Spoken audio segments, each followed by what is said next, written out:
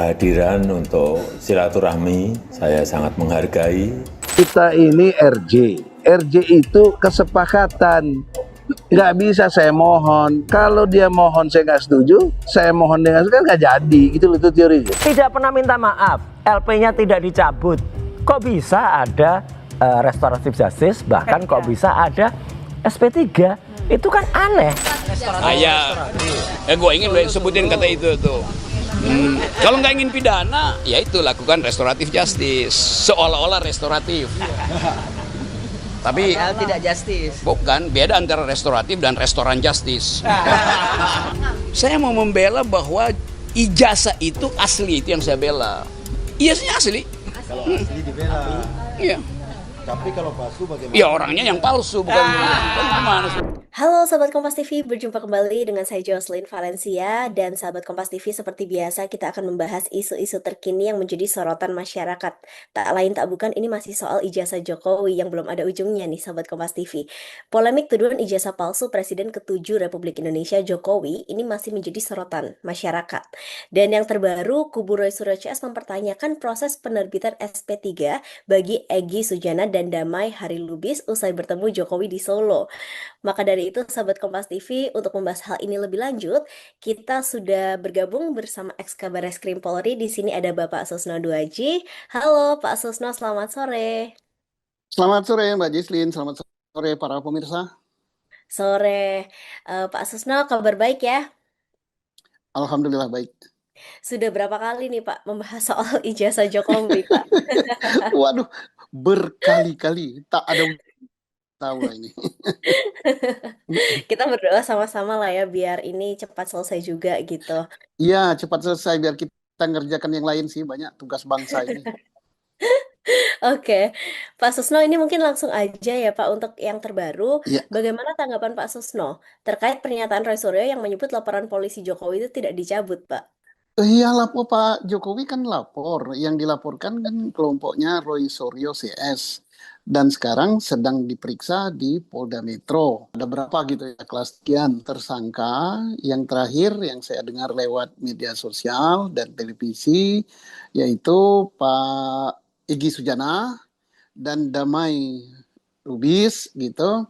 Mereka dihentikan. Alasan polisi menghentikan karena adanya retroaktif justice yang itu dimungkinkan oleh hukum acara kita yang baru gitu. Nah, tapi dengan syaratnya itu minta maaf. Nah, walaupun di dalam publik kan katanya tidak ada maaf-maafan. Tapi di dasar Polri selaku penyidik menghentikan perkara untuk dua tersangka yaitu Pak Egy Sujana dan Pak Damai, di situ disebutkan pertimbangannya adalah restoratif justice.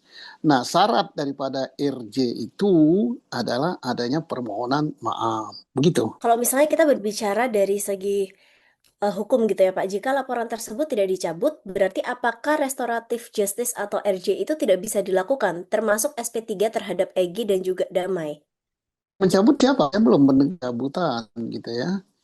Pencabutan belum ada. Kan perkaranya itu satu delik aduan, yaitu tentang pencemaran nama baik. Ada lagi melaporkan tentang pelanggaran undang-undang ITE gitu ya. Yang itu bukan delik aduan gitu. Jadi artinya pidana yang dilaporkan Pak Jokowi ke Polda Metro itu tidak bisa dicabut gitu, yang untuk yang bukan delik aduan begitu. Ditanyakan apakah kalau dicabut, ya kalau seandainya dicabut itu berpengaruh pada restoratif justice. Nah, tidak. Restoratif justice sudah terjadi gitu ya. Sudah terjadi untuk dua orang, yaitu untuk Pak Egy Sujana dan Pak Damai Lubis. Itu sudah. Berarti dia sudah bukan tersangka lagi. Karena menurut Undang-Undang Hukum Acara kita, manakala sudah terjadi RJ, maka perkaranya dihentikan gitu. Jadi sudah nggak ada perkara dua orang itu. Nah, yang belum selesai adalah untuk Pak Roy Suryo, kemudian Pak Rismon, kemudian Ibu Dr. Tifa. Itu masih berlanjut pemeriksaannya. Nah, kita tidak tahu apakah ini akan selesai penyidikannya, dikirim ke jaksa dan jaksa mau menerima perkara ini apa tidak. Nah, ini yang masih debatable gitu kan. Ada yang mengatakan bahwa untuk dapat jaksa menerimanya, hakim menyidangkannya harus dibuktikan dulu pokok masalah, yaitu pokok masalah itu adalah asli apa palsu ijazah itu, sah apa tidak ijazah tersebut. Nah, begitu. Tadi Bapak menyebutkan bahwa ini yang belum selesai berarti ya pihak Roy, Rismond, kemudian Dokter Tifa gitu. Kemudian Iya. langkah apa Pak selanjutnya yang sekiranya bisa terjadi atau bisa diambil gitu? Bagaimana pengamatan Bapak sejauh ini terkait proses hukum yang sedang dilakukan, yang sedang berjalan begitu? Untuk dua orang sudah ada nggak masalah ya, sudah selesai. Untuk yang tiga orang ini ada tiga kemungkinan ya. Kemungkinan pertama, tidak bisa dibuktikan perkara yang dituduhkan bahwa pencemaran nama baik dan pelanggaran Undang-Undang ITE itu tidak dibuktikan, maka perkara ini harus dihentikan oleh Polri. Jadi penghentian penyidikan. Yang kedua, perkara ini dilengkapi apa yang diminta jaksa. Nah, kalau sudah lengkap, maka dilimpahkan ke kejaksaan untuk seterusnya disidangkan di pengadilan. Yang ketiga, kemungkinan juga ya, siapa tahu ada berubah pemikiran di antara Roy Suryo CS dengan Pak Jokowi, mereka berdamai, maka terjadi restoratif justice juga. Jadi ada tiga penyelesaiannya. Nah, apakah akan diselesaikan di pengadilan? Apakah akan damai dengan restoratif justice? Apakah karena tidak terbukti dihentikan? Tiga itu kemungkinannya. Yang paling memungkinkan yang mana Pak? Kita masih sulit menduganya ya. Kalau untuk maju ke pengadilan itu harus dibuktikan dulu bahwa ijazahnya Pak Jokowi itu asli. Siapa yang harus membuktikan? Yaitu pengadilan. Nah, sekarang kan sedang berjalan di pengadilan di Solo kan ada kan? Berjalan di Solo. Nah, bagaimana putusan pengadilan Solo ijazah Pak Jokowi itu asli apa tidak? Kalau asli, terbuktilah Pak Roy Suryo CS mencemarkan nama baik. Wong ijazahnya asli, dikatakan tidak asli, dikatakan palsu, dikatakan tidak sah, maka dia mencemarkan nama baik, maka kena dia. Kena apa? Pencemaran nama baik dan Undang-Undang ITE. Tetapi kalau misalnya di pengadilan Solo, itu dikatakan putusannya bahwa ijazah Pak Jokowi itu tidak sah atau tidak asli. Lah maka harus dihentikan penyidikannya. Kenapa dihentikan? Berarti Pak Roy Suryo, Pak Rismond, dan Dokter Tipa bukan mengatakan sesuatu yang bohong, bukan cemarkan nama baik, tapi mengatakan sesuatu yang benar gitu. Nah, jadi begitulah. Nah, apakah akan terjadi restoratif justice? Saya tidak tahu, dalam hati masing-masing nggak tahu gitu. Tapi sebagai rakyat, apalagi saya sebagai petani di desa gitu, berharap kasus ini selesai. Ngapain lama-lama sih? Kemudian soal kabar kehadiran penyidik dalam pertemuan Egy Sujana dan Jokowi di Solo. Ini apakah langkah itu akan sesuai prosedur hukum atau justru berpotensi menimbulkan persoalan lain lagi nanti, Pak? Entah, nggak ada pengaruhnya gitu. Hadir atau tidak hadir penyidik di sana, yang penting penyidik tidak boleh mencampuri. Kalau mereka mau damai itu betul-betul dari hati nurani masing-masing ya, bahwa oke, kami mengadakan restoratif justice yaitu berdamai, tidak saling tuntut lagi. Itu urusan mereka. Nah, hasil perdamaian itu disampaikan kepada Polri selaku penyidik, nanti Polri memprosesnya, maka perkaranya dihentikan. Jadi jangan sampai Polri mencampuri, berhenti atau restoratif justice itu bukan karena ada Polri, tapi betul karena niat tingsun di dalam diri masing-masing. Oke. Kemudian kalau misalnya nih Pak, ada cacat hukum gitu ya pada penerbitan SP3 EGI, apakah keputusan tersebut bisa digugat atau dibatalkan nantinya? Ya, tidak ada cacatnya kan, semua nerima kan. Nggak ada cacatnya. Kan sampai sekarang kan nggak ada yang menyatakan nggak nerima. Pak Egy menerima, Pak Damai menerima, Pak Jokowi menerima. Dia nggak mempersoalkan apa-apa, yang penting sudah selesai masalahnya kan gitu, statement Pak Jokowi. Nggak usahlah dicari apa-apanya, mengapa damai dan apa-apa, yang penting sudah selesai. Ya udah kan bagus itu. Statement Pak Egy juga sudah selesai, mengatakan bukan karena tekanan, bukan karena apa-apa, yang penting dia nggak ditersangka lagi. Nah, jadi tidak ada pihak lain yang bisa memperanya. Oke, kalau misalnya tadi kita membahas soal Egy dan juga damai nih, Pak. Dari yang lain, Ya, bagaimana pandangan Bapak soal pemeriksaan Rocky Gerung? yang Rocky Gerung boleh-boleh aja diperiksa untuk keterangan, ya apakah dia sebagai ahli gitu kan. Nah, karena kan sudah banyak sekali yang diperiksa, udah 100 berapa itu.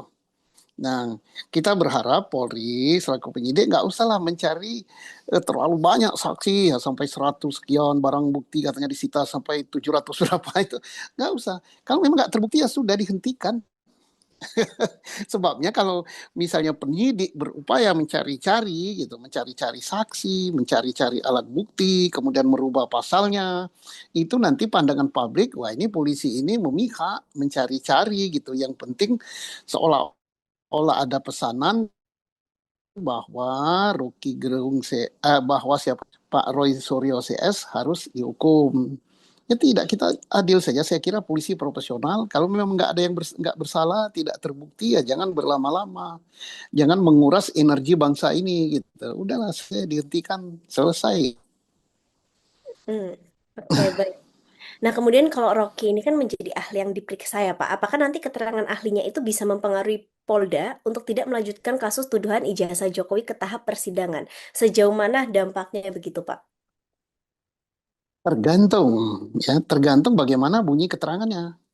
Kalau keterangannya misalnya menyatakan bahwa ijazah itu betul tidak asli, betul tidak benar, betul tidak sah, maka Pak Roy Suryo CS tambah kuat posisinya bahwa dia tidak bersalah.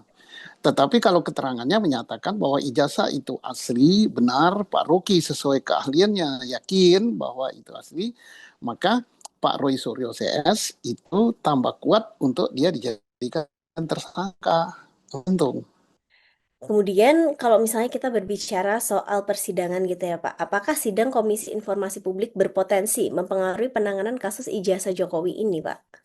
Ya berguna ya berguna karena apa di situ kan Komisi Informasi memerintahkan kepada KPU, UGM, kemudian Polri dan lain-lain untuk membuka dokumen-dokumen yang sudah menjadi hak publik untuk mengetahui itu. Jadi kan kemarin kan sudah dibuka ijazahnya oleh Polri gitu dalam gelar apa itu silakan dilihat gitu.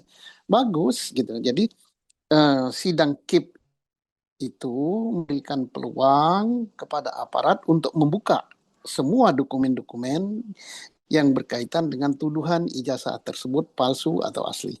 Pak, ini kalau misalnya kita tarik ke belakang sedikit ya, kasus ini kan udah berbulan-bulan lebih bahkan ya udah tahunan Bertahun. gitu Pak. Bertahun betul. Ya, Nah, kalau misalnya kita tarik iya. kasus ini ke belakang gitu Pak, sebenarnya apa sih Pak yang membuat kasus ini tuh sangat lama? Bagaimana pandangan Bapak terkait kasus ini gitu? Iya, saya nggak tahu kenapa lama, mestinya nggak lama ya. Nggak lama itu kalau penyidik Polri berpendapat ini tidak ada buktinya, tidak cukup buktinya, ya sudah dihentikan. Nah, nggak usah cari-cari alat bukti. Tugas Polri kan hanya udah berkesimpulan alat bukti yang ada mengatakan bahwa perkara ini terbukti atau tidak. Kalau tidak, hentikan. Kalau terbukti, limpahkan kepada penuntut. Selesai. Dan jangan takut menghentikan perkara. Menghentikan perkara itu adalah kewenangan daripada penyidik, dilindungi oleh undang-undang. Dan walaupun perkara sudah dihentikan, kalau kemudian hari terdapat alat bukti baru, maka perkara tersebut bisa dibuka lagi. Tetapi sudah gitu, tidak heboh lah gitu kalau sudah dihentikan. Jadi jangan takut menghentikan perkara. Seberapa jauh sih Pak Bapak melihat perkara ini tuh bisa mempengaruhi terutama demokrasi yang ada di Indonesia gitu? Karena kan ini menyangkut mantan Presiden Republik Indonesia juga gitu. Ya tergantung gitu. Karena perkara ini menjadi sorotan seluruh warga Indonesia ya, mayoritas ya, puluhan bahkan mungkin ratusan juta mengamati ini. Kalau aparat hukum ya Polri, jaksa, kalau sampai ke pengadilan hakim, netral, betul-betul bagus, maknanya bahwa penegakan hukum di Indonesia bagus, demokrasi jalan. Tetapi Kalau masyarakat menilainya, oh perkara rekayasa, yang penting tersangkanya harus dihukum, maka orang akan menilai, oh, aparat penegak hukum sudah menjadi alat kekuasaan. Berarti demokrasi di negeri ini nggak jalan. Jadi taruhannya besar sekali ini. Ya makanya saya katakan aparat penegak hukum harus lurus ke atas, berpedoman pada hukum, terbukti lanjutkan, tidak terbukti hentikan. Kemudian, apakah menurut Bapak sendiri gitu ya, Polri itu ada ketakutan untuk menghentikan perkara? Karena kan sebetulnya kalau mereka memang menghentikan, perkara ini juga tidak mungkin panjang gitu kan. Itu bagaimana tanggapan Bapak? Saya nggak memberi penilaian, silakan masyarakat menilai gitu ya. Kok perkara gini lama bener gitu ya, nilailah gitu. Kan banyak sekali yang pandai hukum di Indonesia. Apa sih kesulitannya? Lah kalau sulit untuk diajukan, tidak terbukti, ya silakan dihentikan. Kalau tidak dihentikan oleh Polri, perkara ini gampang sekali. Bukan pembunuhan, bukan teroris, bukan kejahatan internasional. Jadi membuktikannya gampang sekali. Tidak terbuktikannya, kalau tidak cukup bukti ya gampang sekali. Ya silakan masyarakat menilai kemampuan Polri-nya dan bagaimana kondisi kejiwaan Polri-nya. Karena Polri itu bukan milik saya, milik seluruh masyarakat Indonesia. Nilai. Pak, tapi kalau misalnya kita ngomongin soal ijazah ini kan, kalau kita ngomongin Ya, soal barang bukti, sebetulnya ketika ijazah aslinya ditunjukkan, itu bukannya seharusnya sudah selesai dan berhenti sampai situ ya, Pak ya? Itu gimana, Pak? ya, ijazah aslinya ditunjukkan, kemudian nanti yang berkewenangan menilai itu. Oh ini asli, semua tanda-tanda keasliannya ada. Misalnya apa? Capnya, fotonya, tulisannya, nomornya, hologramnya gitu ya. Oke, tetapi itu kan yang dipersoalkan sekarang kan bukan asli saja, sah apa tidak. Hmm. Mungkin ijazah itu asli betul keluaran UGM, tapi Pak Jokowi sah nggak menerima ijazah itu? Misalnya dia betul kuliah, dibuktikan dengan apa? Betul dia membuat skripsi, betul dia KKN, itu dibuktikan semua, semua terbukti iya, ya harus dinyatakan bahwa itu terbukti asli ijazahnya. Nah, tapi kalau itu tidak semua, maka pengadilan harus membuktikan bahwa ijazahnya apa gitu. Jadi pengadilan hakim yang sekarang sedang bersidang di Solo harus berani membuat keputusan, jangan takut. Karena apa? Hukum itu nggak ada takut dengan siapapun juga, semua apapun juga di depan hukum itu kedudukannya sama. Oke, mungkin ini pertanyaan terakhir ya Pak ya. Sebagai Pak Sustro gitu, sebagai orang yang juga mengamati kasus ini gitu, Iya, ke depannya menurut analisis Bapak, bagaimana arah dan kelanjutan kasus ijazah Jokowi, Pak? saya yakin bahwa makin lama penyidik makin pintar dan aparat penegak hukum makin pintar, dia akan mengambil keputusan yang benar gitu. Kalau tidak terbukti akan dihentikan, kalau terbukti akan diajukan. Karena resikonya terlalu besar untuk institusi kalau membuat atau merekayasa suatu perkara. Saya yakin.